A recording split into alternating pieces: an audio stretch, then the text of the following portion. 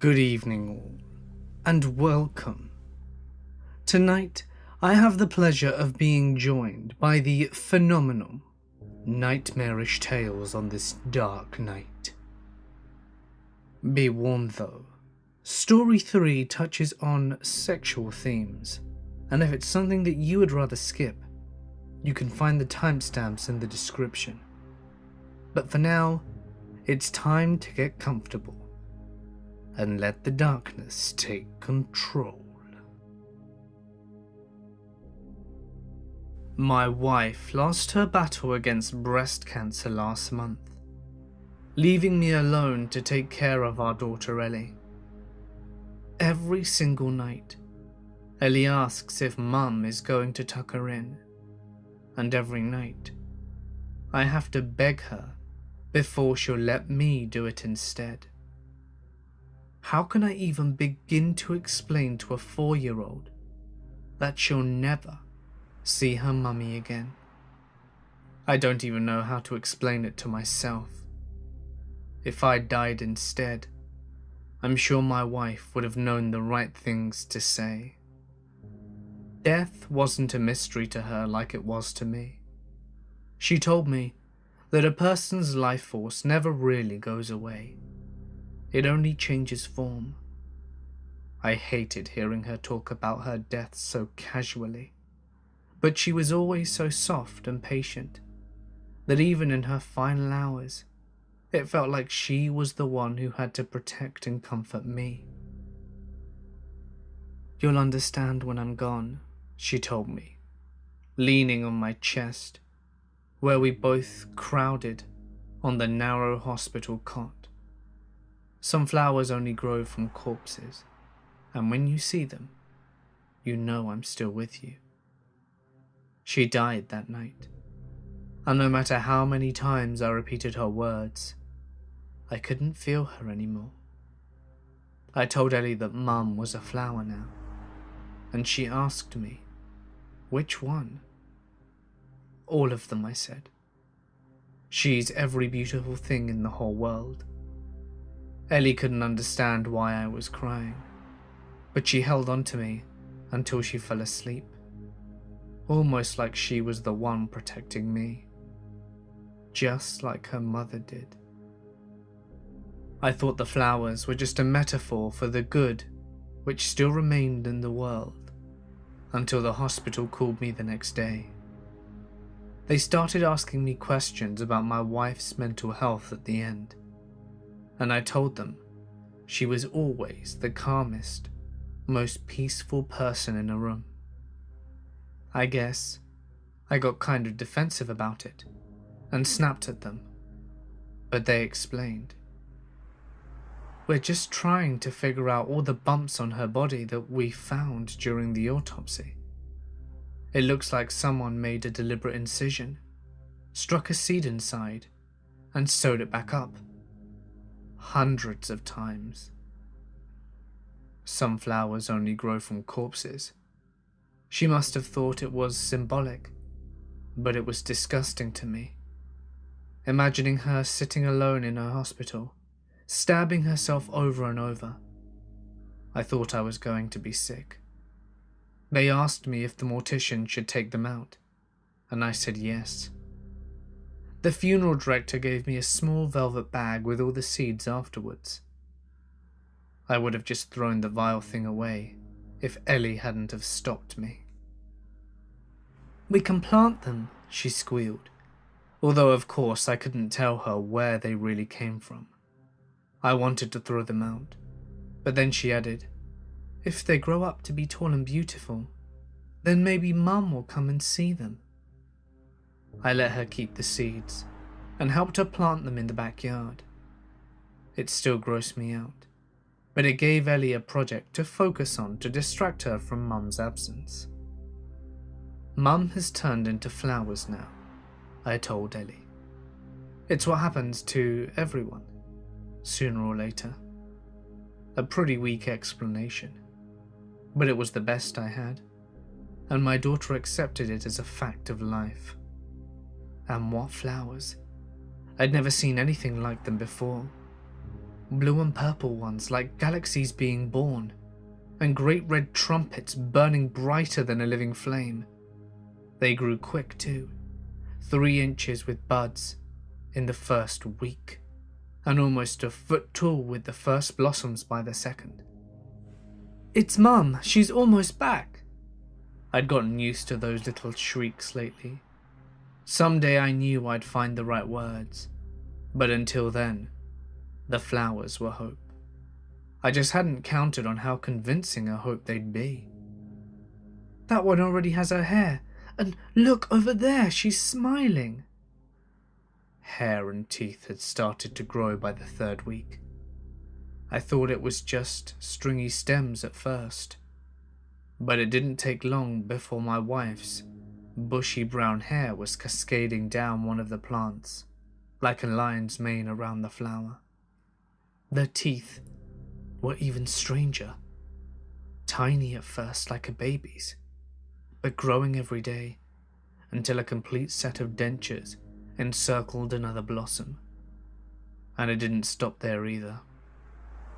Fingers, starting with the bone, which sprouted a new layer of muscle each day. A heart, swelling like a ripening fruit and beating where it hung, below the flower. Each plant was devoted to a specific body part, growing from a child's size to fully grown in a matter of days. I was absolutely horrified, but Ellie was ecstatic. First thing she did every morning was race to the garden to see how much bigger they were, and every night she'd sit in the dark and talk to the plants as though they were her mum. I wanted to cut them all down, but even mentioning the idea made Ellie scream like I was plotting murder. I didn't know what to do, or who to tell, and honestly, part of me wanted to believe too. Something miraculous was happening, and I didn't think it was my place to stop it. Hope can be even more blinding than despair though, and I didn't see my mistake until last night. I'd just gotten up to use the bathroom when I passed by Ellie's room and found the door open.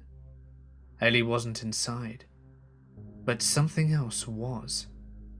A long vine stretching from the garden, wrapped around her empty bed. The garden. I was wide awake in a second, tripping and scrambling over myself as I raced through the house.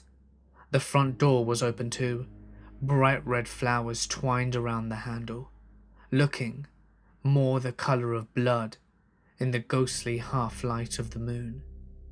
Ellie's stuffed bear was discarded along the way, completely encompassed in thick vines which had grown long, vicious thorns overnight. The whole backyard was alive. The ground looked like a storm-tossed ocean, dirt teeming with masses of squirming unseen roots. The plants had all converged on one spot, where they formed a giant pulsing bud. "Ellie!" I screamed, charging towards the mass. A hand caught me by the wrist before I'd taken 2 steps. A fully formed hand, my wife's hand. But she would never keep me from our daughter. I wrestled with the plant, ripping the hand cleanly from where it sprouted. The roots were trying to entangle my legs, but I managed to kick loose before they had a solid hold. The shovel, I leapt back towards the house, and the plants seemed to be momentarily forgetting about me as they reconverged on the twitching bud. A moment later, and I was charging back in, hacking and slashing with the metal blade, severing root and stem, crushing fingers and splitting arms straight into the marrow. Whatever it took to get to my daughter. I was soaked in blood by the time I reached her, some of my own from the jagged thorns, but most bleeding freely from the wake of mutilation I left behind. Ellie didn't look like she was in pain. She was laying perfectly still, eyes closed as though asleep, entwined in hundreds of thorns, which punctured her little body from all sides. As peaceful as my wife had been when she'd gone. But Ellie wasn't gone too. She couldn't be. I severed the vines with my shovel until I could pull her free, carrying her in my arms as I fled the garden. Her warm, draining blood drenched me as I went. These flowers needed a corpse to grow, and after they were deprived of my wife's body, they found their own instead. My daughter wasn't breathing. Her heart had stopped. In each of the 100 wounds which covered her body, a tiny seed had been carefully planted to fill the hole. The whole garden was dead by morning, shriveling without its corpse, like a drought-stricken field. Ellie died that night too, but I know she isn't gone. It seems like death is the end, but I understand now that it's just a transformation. I've planted her and the seeds in the garden, so they will have a body to grow from this time. And if I'm kind to death, if I nurture it as though it were my child, then I know someday soon, new life will sprout again. I found the first floater when I was 7 years old. It had washed up on the shore about 100 yards from my family's summer house. It still looked mostly human, a bit swollen and decomposed, but whole enough for me to immediately recognize what it was. Even as a kid, I was never very squeamish. I used to watch my father skin the deer he caught on his hunting trips. I would even clean my own fish whenever I reeled one in from the salty lake. Finding a human body was the best thing that could have happened to me that summer. I thought about telling my parents, but there's no way they would let me play with it. Heck, they might even ban me from going down to the water at all. A thought which my 7-year-old brain equated to nuclear holocaust, an asteroid destroying the Earth, or other disasters of similar magnitude. So I did what any clear-thinking 7-year-old would do. I gathered up all the other kids I knew and charged them $5 each to poke it with a stick. The salt water preserved it well enough for us to stomach the smell, but poking it would release some of the bloated gas still trapped in the carcass.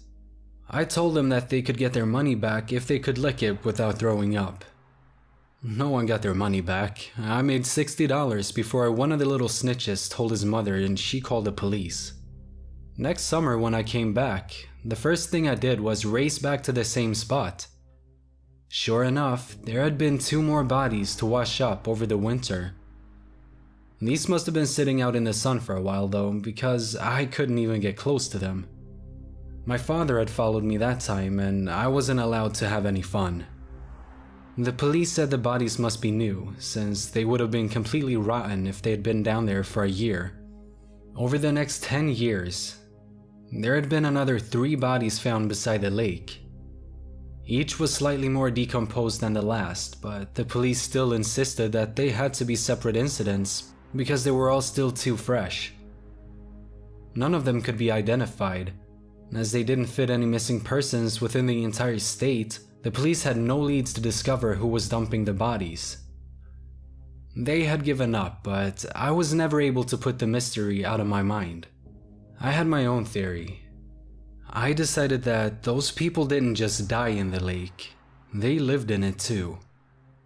I thought that when they die, they float to the surface, just like when humans die, they're buried in the ground. In retrospect, the idea didn't really make sense, but it had started forming when I was so young that I refused to let it go until the mystery had been resolved. When I was in college, I became scuba certified, for the sole purpose of finding where those bodies were coming from. I rented my own equipment and went back to that lake the summer of my freshman year. The water was incredibly buoyant from all the salt, and it took almost 20 pounds of weight before I could finally sink to the floor. It was slow progress, working my way through the lake, 6 separate dives before I found what I didn't even know I was looking for. A sunken plane. I don't know how long it had been down there, but it looked rusted as shit. One of the doors had completely rusted off, and I was able to enter and look around. There were 2 more bodies inside, no more than skeletons now. The inside of the plane was compartmentalized, almost like it was broken into sealed jail cells. The locks on some of the cells had long since rusted open, and I'm guessing these are where the floaters came from. If they were in their own pressurized air chambers, then that would explain how they were preserved for so long. As the plane deteriorated, they must have broken free and floated to the surface one by one. My most important discovery was the black box, although it was painted bright orange, so it's a pretty stupid name. I brought it back with me and swam to the surface to research my findings. The plane was a Douglas C-47, which was used for military transport during World War II. They were still being used for decades afterward, though. Some remained operational even up to 2012, so I still don't know how long it's been there. The flight data recorder had completely deteriorated, but the cockpit voice recorder still had some salvageable tape. Most of it was fuzzy or jumpy, but here's what I have. 164, Roger. Unable to make out your last message. Please repeat. It's out. Repeat. One of them has gotten out. Has the cockpit been compromised? Negative. Cell block is... Please repeat, Captain. Repeat. Cell block is compromised. It's letting the others out. Fucking Christ. Remain calm, Captain. Can you neutralize the test subject? Not without compromising the cockpit. How far am I from the landing field? What the fuck is that supposed to mean? Not granted permission to land. Well, then what the fuck am I supposed to do? Mission terminated. Thank you for your service, Captain. My service ain't over until I bring this bird down. You're ordered to force collision. Test subjects must not escape. Like hell I am. I'm bringing her down into some water now. Request rescue operations. Mission terminated. Rescue operation denied. After that, all I could hear was the engine sounds. It went on for about 5 minutes, and I was about to stop listening when I heard something like a snarling tiger. I guess I haven't changed that much since I was a kid, because I still don't want to bring this into the police. I've got another dive planned next week, and I'm gonna try to break open the remaining cell blocks to get a look inside. After reading all of your warnings, I'll admit I was pretty hesitant about making my second dive. Just to be safe, I decided not to go on this one alone. 2 nights ago, I reconnected with Antoine, one of the boys who found some of the original floaters with me. He still remembered trying to lick the body to get his $5 back, and we laughed about it. I guess that sort of thing only happens once in your life. I showed him the audio recordings I pulled from the black box and talked him into joining me. He didn't have dive equipment, but I knew I'd feel better with him in the boat. Notice feeling anything strange since you licked it? I asked him while we were rowing out to the middle of the lake. What kind of strange? You mean besides puking my guts out? Warts, new birthmarks in the shape of a pentagram, sudden urge to kill people. You know, something like that. Not that I can think of, he admitted. Except for my ability to talk to animals. What? Seriously? Yeah. He smirked. They just don't talk back. Keep pulling your weight or the boat's gonna start turning in circles. Reading too many horror stories online must have made me paranoid. I don't know what I was so afraid of in the first place. The visibility was good underwater, and I didn't even see any fish, besides a host of little black water slugs scootering around. Instead of weights, this time I just used a crowbar to sink me down to the plane. The doors were so rusted they were starting to unfasten on their own, so it was no problem breaking the lock off. I was tense, but I remembered to force myself to keep breathing evenly through the regulator. Holding my breath underwater could easily result in an arterial gas embolism. then I would be the next floater they found washed up on the beach. Even without the lock, the room was still pressure sealed with an air pocket inside. I tried leveraging the crowbar, but I still couldn't pry the door open against the weight of all that water. I managed to hammer on the door with the metal bar until a leak appeared. The wider I forced the hole, the more water flowed through to equalize the pressure. Once it was full, it should swing open without a problem. I finally worked the crowbar all the way through the door, but this time it got stuck. That's weird because the water was flowing freely around it, so there should be plenty of space to pull it back. It was almost as if something were holding it from the other side. That was a thought I could have done without. I freaked and dropped the crowbar, but without its weight, I began to immediately float back towards the surface. I held onto the doorframe to keep myself from slipping upwards, but it was almost impossible to swim further down against my buoyancy. Luckily, I didn't have to. The cell finished flooding and the door began opening on its own. Suddenly, I was face to face with a dead body. Its skin had long since begun to rot away, especially around its eyes and mouth where there were just gaping holes remaining. My crowbar had stuck straight into its side where it had gotten stuck. I was about to pull myself down towards it along the doorframe when I noticed the crowbar was sliding back out. No, not sliding. The body's hands were wrapped around the bar. They were pulling the crowbar out of its side. Had I jolted upward too quickly when I let go of the bar? Maybe I already suffered a stroke from the gas embolism without noticing. The body lurched towards me. Slow, even breaths. Don't stop breathing. Easier said than done with a dead body clambering up towards you. It was fast too, driven with a purpose. Legs and arms with openly rotten sinews moved effortlessly through the water like a practiced swimmer. I pushed my way out of the plane, but the body was right behind me. It dropped the crowbar and began ascending smoothly through the water towards me. It was just as fast, at least as fast as me, even though I had fins. Shit, I kicked hard and without any weight, I was raising way too swiftly. I couldn't stop myself. I felt the air expanding in my lungs so rapidly it felt like they would burst. I was practically screaming underwater, trying to get as much air out as I could. Once I hit the surface, the scream finally became audible, although it was little more than a wheezing gasp at that point. Where was the boat?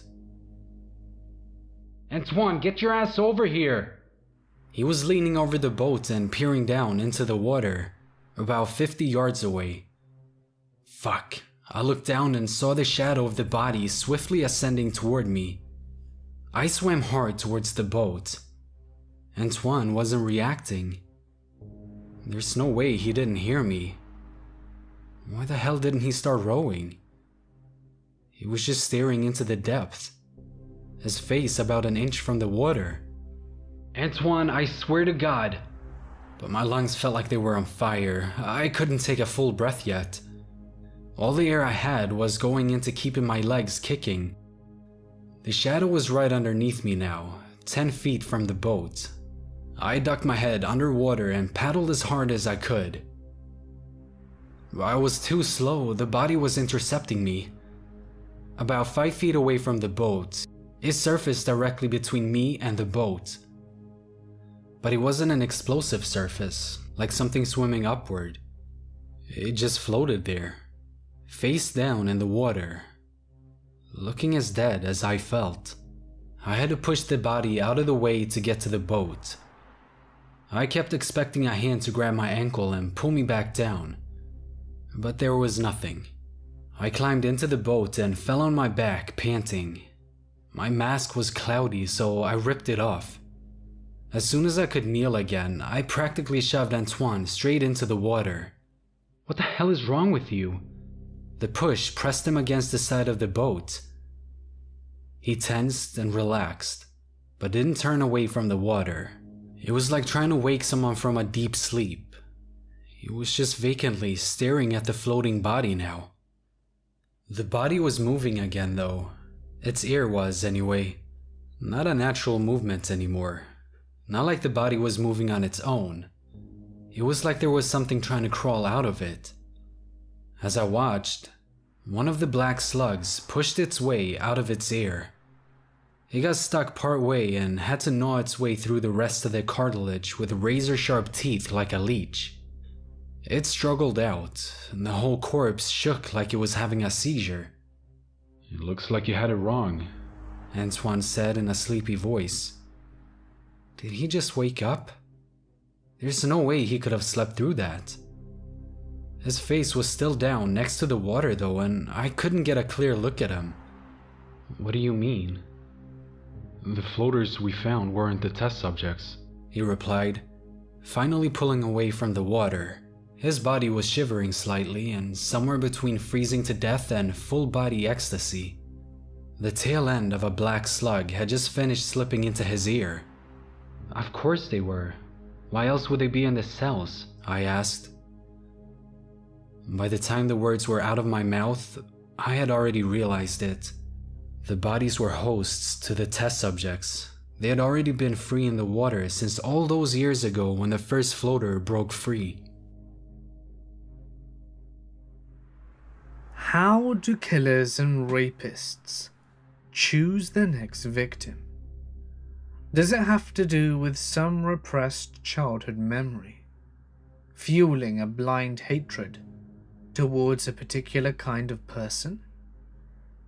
Or is it just something they see in the moment? The shape of a body, or her pretty face, stirring the blood into an undeniable throb. Whatever it is, I understand why he chose my co-worker, Casey. It's hard even looking at her without letting your mind wander. It's not that she's overtly sexual or provocative or anything. It's more the way she moves, graceful and flowing, to the point where even waiting tables looks like an intricately choreographed ballet.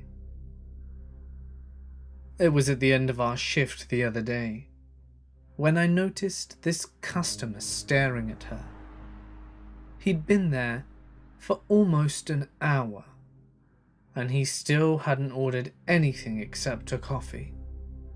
He didn't have a book or a phone or anything either. He was just fixated on her, tracking her every movement with his hungry eyes. Scruffy, coarse beard, leather jacket, snake tattoo winding all the way down his hands. I wouldn't want him staring at me. I tried to warn Casey and offered to drive her home as she lives right around the block, but she didn't seem very concerned by him.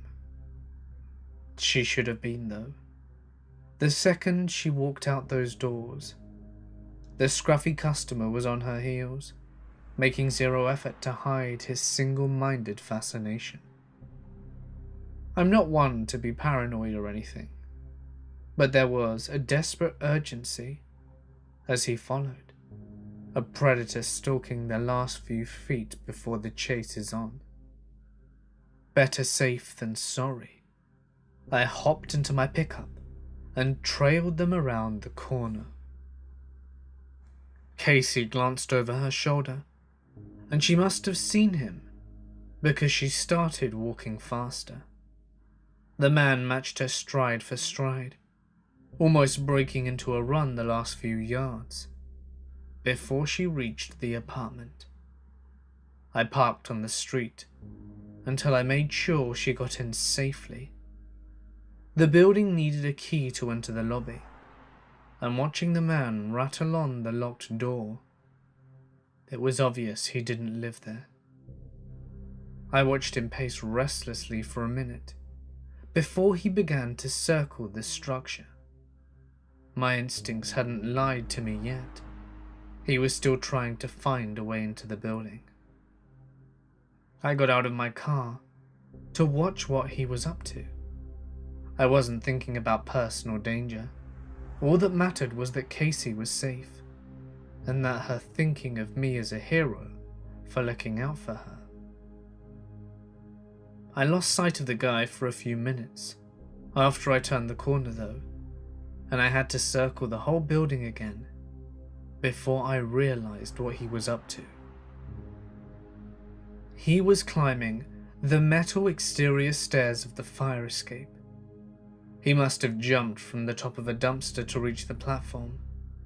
A black ski mask was pulled over his face. This was getting serious. I should have called the police at this point, but I was still entertaining this fantasy about charging in to save her, and my nerves were on fire with the thrill of the hunt. I clambered onto the dumpster and made a wild leap, action music playing in my head as I hauled myself onto the metal platform. I shouted at him to stop, but he was already 4 floors above me and disappearing into an open window. How much could he do to her in the time it took me to climb 4 stories? I didn't want to think about it. My last fight had been in grade school. What the hell was I thinking? It was becoming way too real, way too fast, but I'd already committed this far and couldn't turn back now. I raced up the rattling metal stairs with a sound like a herd of elephants. There was a scream. Casey's scream. But the air I inhaled had turned to daggers, as I was already going as fast as I could. Reaching the window he entered by, I dove inside, utterly out of breath and ill-prepared for whatever was awaiting me. I was in her bedroom. Casey was stripped to her underwear, face down on the bed, hands roughly tied behind her back. The man was looming over her. That's all I needed to know. I grabbed steel reading lamp from her desk and smashed it two-handed into the back of his skull. I wish he wasn't wearing the mask so that I could have seen the look on his face as he crumpled to the ground. "Hey baby, what was that sound?" she asked, muffled against the pillow. I was still trying to catch my breath and couldn't respond. It gave me a moment to take in the whole scene. The box of chocolates on the desk, the fuzzy pink ropes which tied Casey's hands, the fact that she wasn't struggling or trying to get away. How had he known this was her room from the outside anyway? Unless... The truth hit me so hard, I wanted to crumple on the ground next to her boyfriend. Or even better, knock me out the window so she never saw me or figured out what happened. Absolute panic as she began turning her head in my direction. Mind numbing, terrified, dry mouth panic as I dropped to the ground under the bed. "Well, I'm waiting," Casey said, wriggling her butt. I could only think of one solution. I ripped the ski mask off her boyfriend's unconscious body and put it on, and I stood up. "Please don't hurt me," she wailed at an unexpected volume. Did she see through my disguise? "I'm all alone, Mr. Intruder Man. What are you going to do?" I couldn't answer or she'd recognize my voice. I couldn't run because she'd already seen me. And seeing her tied up in her underwear like that, practically begging for it, well, if my mind wasn't already numb from panic, then that would have been enough to purge the rest of my thoughts. I was in absolute despair and euphoria at the same time as I climbed onto the top of her, feeling the curve of her body squirm against mine in a fantastic nightmare. And that's when I heard another deep moan. I knew it was her boyfriend on the ground, starting to wake up. There I am, frozen, now listening to her boyfriend waking up. Oh my god, oh my god, oh my god. I leap off and leaped straight down the window, completely naked from the waist down. A second later, there's the most ear-splitting scream, joined by a confused bellow.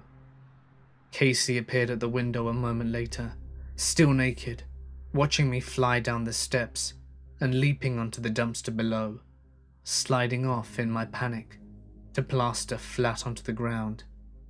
Thank God I was still wearing the ski mask. I hope she leaves her window open again tomorrow night. Imagine being lost in the open ocean, frantically bailing water out of a sinking raft which refills exactly as fast as you empty it. You will never be found, never be saved. Sooner or later you'll need to rest and cease your constant vigilance, but you're still fighting the waves for as long as you can. However hopeless, the terror of that dark water is more real than anything else in your dying world. That's what being a mother was like to me. I used to think the worst thing in life was not getting what you want. For me, that was starting a family. Something I obsessed over ever since I was a little girl, trying to make sure all my dolls successfully graduated and had families of their own. I fell for every boy that looked at me, always too fast and always the wrong one, wasting so much time imagining weddings and baby showers and these elaborate, happy lives that were never lived outside of my head. Then all at once, in nursing school, I met a handsome neurologist, and within 6 months, I was pregnant. I finally had what I'd always dreamed about, but the worst thing in life is not getting what you want. The worst thing is getting it, and then realizing how much happier you were before. My first son, Prater, was diagnosed with spinal muscular atrophy, or SMA, an incurable genetic disease which left him barely able to move. Every day was an ordeal. Every hour, every minute, constant paranoia that his feeble lungs would give up or he would choke on his own vomit and be too weak to struggle free. I had to drop out of nursing school, but my husband Jeffrey took good care of me, leaving me to take care of the child. My husband switched focus with his work, moving into research designed to strengthen motor neurons and protect them from SMA. It was an impossible dream though. There were a range of potential treatments, but they were years away from even reaching human trials. I begged Jeffrey to sneak some experimental medication home anyway, but Prater was so weak that the injections would doubtlessly kill him long before the correct treatment and dosage was discerned. It wasn't my decision to have another child. I didn't think I could bear going through something like this again, but Jeffrey insisted. "This can't be the end of your dream," he told me. "This can't be the rest of your life." It wasn't until after I was pregnant again that he let his ulterior motive slip. It was the middle of the night, and I'd just gotten back in bed after checking on Prater. I don't think Jeffrey was even fully awake, but he nestled in so close to me and whispered, When the new kid is born, he'll be healthy enough to test the treatments on. We'll find something that works and everything will be okay. I didn't sleep for the rest of the night. I don't know whether it was fear or excitement, but I was so desperate that the two were beginning to taste the same. When my second healthy baby boy was born, I didn't give him a name. I just wrote X on his form. Jeffrey said it would be easier that way. By the time he'd exhausted the full litany of possible treatments, the new boy would likely be dead. I'd carried him for 9 months, suffered for 9 months, and for that sentence, I was able to give Prater a whole lifetime of health and happiness. Not a bad trade, not when you're so tired of bailing water from a sinking ship. Even so, I've never cried harder in my life than that first hour when I held him in the hospital. After that, I couldn't even look at the new baby. I pretended he didn't exist. Jeffrey took a sabbatical from work so he could continue his research from home.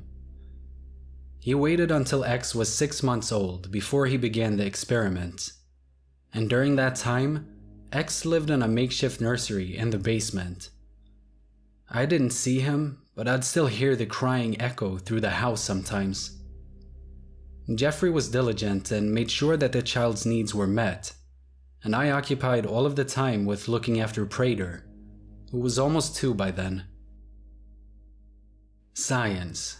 It's not that eureka moment you see on TV. It's not a sprint, it's a marathon. There was still so much that we didn't know about the disease, and even with ideal conditions and a proper experiment with control groups and A and B testing, it would have taken years. With a basement laboratory and a single experimental subject, and then later with Jeffrey having to return to work part-time, it took a decade before we began to see really promising results.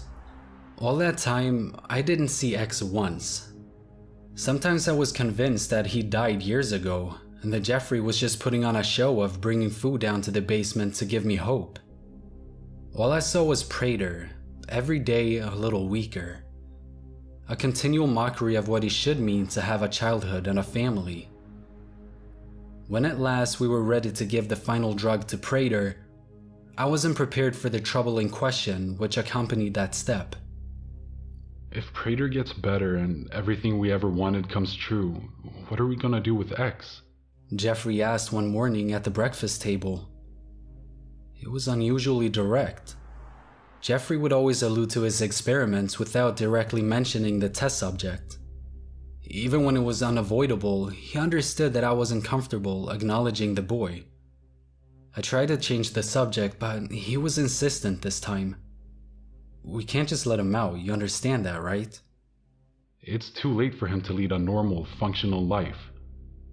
And even if he could psychologically acclimate one day, the years of trials have— Do whatever you think is best. I cut him off. Are you telling me to— I'm not telling you anything. I just want you to do whatever is necessary. He nodded glumly, looking down at his coffee. The icy tension mounted as we listened to Prater crackling at his cartoons in the other room. He looks like me, Jeffrey said, not looking up from his coffee. It took me a second to realize he wasn't talking about Prater. Why would you even tell me that? He calls me Dad, Jeffrey added. He was finally looking up, but I was the one who couldn't meet his gaze. You shouldn't have taught it to talk, was all I could say. That's even worse than giving it a name. The experiment was otherwise a success.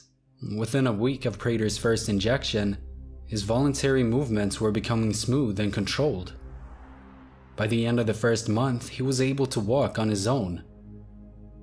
Listening to his breathing became steady, seeing his radiant smile as he took his first steps, the squeals of his excitement when I drove him by the school he would enroll in next semester. It was sublime and almost surreal in its fantastic impossibility. When we got back home, Prater was so full of vitality that he even outpaced me from the car to the house. Entering first, he turned around to ask, "Why is this door open? It's never open." I stopped cold on the doorstep. "Is there anyone else there?" "Nope. What's down there?" A flight of empty steps going down. The lights were off. The room was empty. "Mom, why is there a bedroom under the house?" I closed the door to the basement. The padlock was gone. "It's just a guest room. There's no one visiting though, so we don't use it. Do you know where Dad is?" "Can I go see? I want to see the other room," Prater insisted. I was never any good at saying no to him. That must be why he looked so surprised when I shouted, "Get out of here! Go find your dad right now!" Jeffrey didn't come home that night. Calls went straight to his voicemail. 3 options continued to surface in my mind. 1. Jeffrey is bringing X to live somewhere else. 2. Jeffrey is taking X somewhere to kill him. Neither of those explained why he would leave the door open. Option 3. X has escaped and something has happened to my husband. I strained to remember all the vague mentions of X that I'd intentionally blocked out at the time. Something had happened to him during the trials. Something besides the psychological effect. That's what Jeffrey had said. What exactly had he endured down there? The thought had crossed my mind countless times before, but it had been so repressed that I'd never taken the time to really think about it. What would life be like for someone like that? Alone, except for those few hours a day that Jeffrey spent experimenting on him. The chemicals he must have ingested. The lies he must have been fed to justify his pitiful existence. What would someone like that do if their world was ripped away overnight? I didn't let Prater leave my sight. I sat in a chair in his room, reading him stories until he fell asleep, and then just sitting there, watching him. Maybe I should have gone to a motel or something, but he was so worn down from his outings that day, and the medication was still so new that I didn't want to push him. Instead, I just sat and waited. I didn't know what I was waiting for, but I'd know when I saw it. Or heard it, as it turned out. Mom? I must have fallen asleep in the chair sometime during the night. Yes, Prater? I mumbled, not quite awake. No, not Prater. My eyes flew open. It was dark, but I could still make out the outline of Prater sleeping in his bed. Someone else, something else, was standing in my room. I couldn't see anything but the silhouette, but the shape was unrecognizable.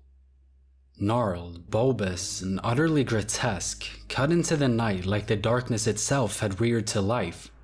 All I could really see were the eyes. Great pools of white, without iris or cornea. Jeffrey? Jeffrey! I shouted. I couldn't even stand. Not with it so close, peering down at me like some sort of specimen. Dad doesn't know I came back. X said. I wanted some time alone with you. Are you my mom? These words slurred into each other, but the hot whisper was so close I seemed to feel their meaning more than hear it. No, she's not. She's my mom. Prater was awake now too, sitting up and clutching his blankets to his chin. I managed to turn my phone's flashlight on, regretting it immediately.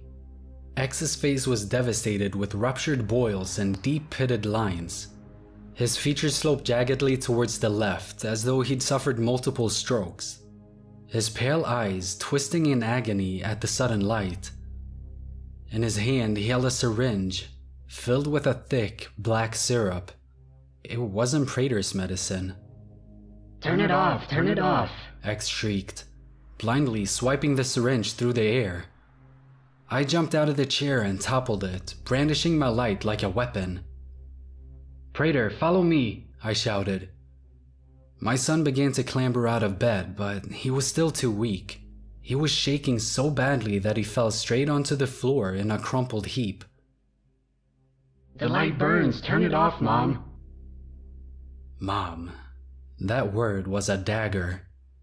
I kept the light on X's face while I made my way around the edge of the room to where Prater fell. I fumbled the phone while trying to lift him off the ground. The light veered away from X's face. I could feel him charging towards me through the sudden dark, but I had Prater around my shoulders now. I was running, flinging myself down the familiar halls of my house with shadows that twisted into an alien nightmare. I could hear X limping and lurching behind me, pursuing me with incredible haste despite his disfigurement. The basement, it was the only safe place I could think of. I leapt headfirst toward the stairwell, grabbing the door and slamming it behind me. I put my back against the smooth metal, feeling it vibrate as X slammed into the door again and again from the other side. The force of the impact, it was like trying to stop a car. My bones were rattling against each other in harmony with the blows.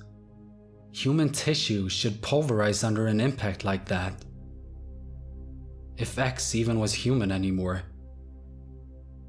Honey, are you in there?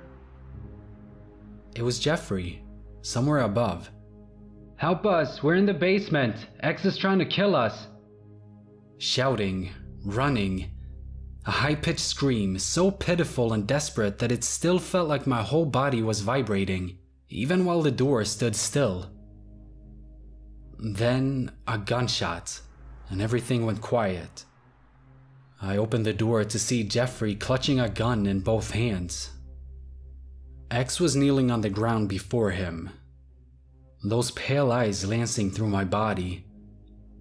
Now that they were side by side, even the savage snarl further torturing the boy's face couldn't disguise how closely X resembled his father. The boy was already fading into the shadows, vanishing almost immediately except for the white orbs, which lingered in accusation.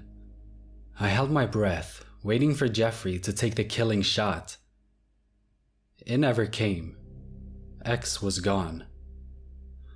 I was still holding my breath when Jeffrey came down the stairs and hugged me, then hugging Prater. I shook so badly that I couldn't even form words, but Jeffrey did the talking for me. I'm so sorry, honey. I never would have let him out if I thought... But the words were all rushing together and I couldn't make sense of them anymore. Especially when he flipped on the light switch and I saw the basement for the first time. The laboratory section was much smaller than I expected. It was just a computer and a locked glass case full of chemicals. The rest of the space looked like you'd expect a boys' room to be. There were toys all over the floor and a TV in the corner. There were cartoon posters on the wall, a shelf full of books, and even a nightstand with a framed picture on it. I was in the picture, holding X for the first and last time in the hospital room. Next to it was a stack of drawings, all of me, all so young and beautiful, so much better than I really was. I just don't understand why he would try to hurt you. He talked about you all the time. Jeffrey said. He always wanted to meet you, but I guess he was just too far gone. The syringe. Jeffrey's face grew tighter. Let's all go back upstairs. Prater shouldn't see this. I need to know what was in the syringe. But the look he gave me told me everything I needed to know. X was still trying to help, even after all this time. And the look Prater gave me, I think he understood that too. Now that the secret is out, I don't think he'll ever be able to love me like he used to. Not like X loved me anyway. My husband and I have created a monster and set it loose upon the world. But it isn't X. We are the only monsters here. Eternity is the worst thing about being a ghost. I guess it's the worst thing about being dead too. But I don't suppose you'd really mind. Nothing will ever get better for me. Although, I don't see how it could get worse either. I'm simply here, seeing but never seen, drifting without destination, waiting for nothing to arrive. Sleep is my only escape. Sometimes I'll spend all day in bed, neither awake nor asleep, alive nor dead, just listening to the whir of the ceiling fan and trying to imagine life as someone else. Ordinary people must wake up so pleased with their desire to accomplish things, fueled by their pride and the knowledge that their actions matter. They must want to better themselves and take care of their loved ones. That must be nice, to feel loved and wanted, or even to have someone notice whether or not I was there at all. The fact is that I'm both prisoner and jailer in my own mind.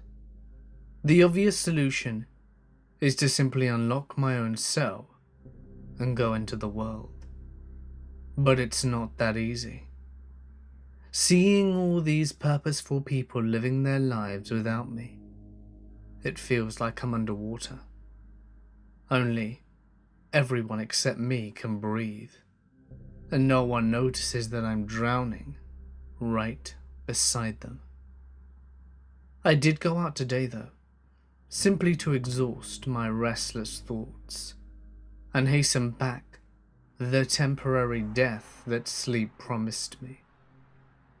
I was floating through the park, stealing glances at all the happy people, when something quite miraculous happened. Someone looked at me, not past me, not by me, and not through me. She really saw me. The crease of a smile playing about her lips, her head tracking my movements as I passed. Cool shirt, dude. No angel in heaven has ever sung sweeter words. I was frozen in shock as I watched her go. All it took was a smile, and for a few seconds, I was alive again.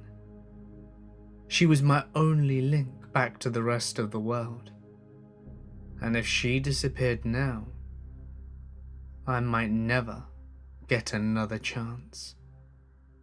I moved to follow her, but stopped short.